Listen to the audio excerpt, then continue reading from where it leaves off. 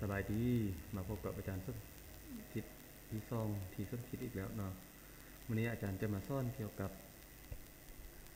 การเปิดไฟล์เอกสารเนาะที่เรามีอยู่แล้วเราจะเฮ็ดวิธีใดเนาะการเปิดไฟล์เอกสารที่เราเคยเฮ็ดผ่านมาแล้วหั่นเนาะแม่นเราสามารถเฮ็ดได้หลายวิธีเนาะเท่าที่อาจารย์รู้อีกก็3วิธีละเนาะเช่นว่าวิธีที่1เนาะเขาอาจจะเปิด Microsoft Word ขึ้นมาแล้วเข้าไฟล์นี่เนาะเลื่อนลงมาฮอดคำสั่ง Open นะ Open ทำอิฐเป็นเฮาเบิ่งอยู่ใน Recent นี่ก่อนนะว่ามีบ่ไฟล์เอกสารที่เฮาต้องการเปิดฮะนะ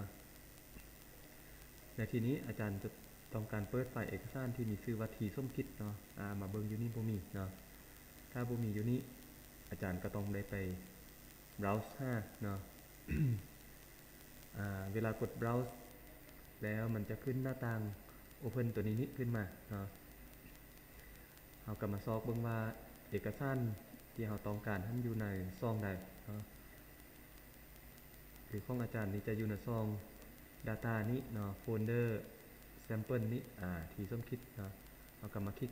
เพิ่นมา select เนี่ยเนาะคลิกให้มันเป็นสีแล้วก็กดปุ่ม open นี่เลยเนาะหรือว่าจะดับเบิลคลิกเลยก็ได้เนาะตัวอย่างอาจารย์จะดับเบิลคลิกเนาะได้แล้วเนาะ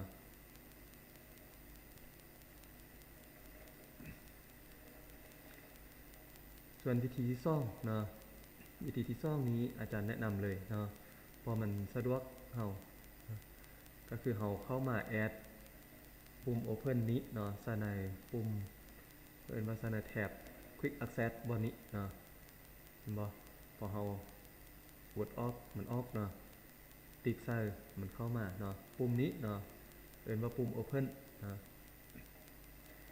เวลาเราต้องการเปิดไฟล์เอกสารเราก็มีแต่กดใส่เนาะปุ่ม open นี้เนาะมันก็จะมีรูปร่างหน้าตาคือกับเอาเข้าไฟล์แล้วก็เข้า open เมื่อกี้เนาะส่วนขั้นตอนต่อไปก็เฮ็ดคือกับวิธีที่1เลยเนาะเอาซอกเพิ่งอยู่ใน recent เห็นบ่เนี่ยเนาะเมื่อกี้อาจารย์เปิดแล้วเพราะฉะนั้นอยู่ใน recent มันจะมีชื่อตัวนี้นะส่วนวิธีที่3เนาะวิธีที่3มันในกรณีเนาะที่ว่าเราเป็นคนที่ถนัดการใช้คีย์บอร์ดอยู่แล้วเนาะเราอาจจะบ่ใช้เมาส์เนาะเราใช้ปุ่มในคีย์บอร์ดได้เลยเนาะปุ่มในคีย์บอร์ดจะได้แก่ปุ่มC T R L เนาะเอิ้นว่าปุ่มคอนโทรลเนาะบวกให้ปุ่ม O เนาะปุ่มตัวอักษร O เนี่ยเนาะคันเฮาวางมือถือมันจะอยู่ตัวนิ้วนางนี่ล่ะเนาะกด2ปุ่มนี้จะเป็นคำสั่งก็เอิ้นว่าคีย์ลัดเนาะคีย์ลัดในการเปิดหรือว่าเอิ้นใช้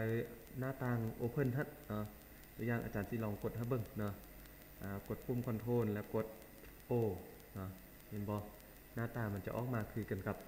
เฮาเข้าไฟล์แล้ว Open หรือว่าคือกันกับเฮากดปุ่ม Open ตัวนี้เลยเนาะอันนี้มันกรณีที่1ก็คือกรณีที่เฮาเปิดMicrosoft Word ขึ้นมาก่อนเนาะหรืออีกวิธีนึงเนาะอาจารย์ปิดออกก่อนเนาะอีกวิธีนึงเนาะเฮาสามารถเข้าไปเปิดไฟล์อยู่ในพื้นที่เก็บเฮาเลยเนาะเช่นอย่างของอาจารย์มันจะอยู่ช่อง data เนาะแล้วอยู่โฟลเดอร์ sample บ่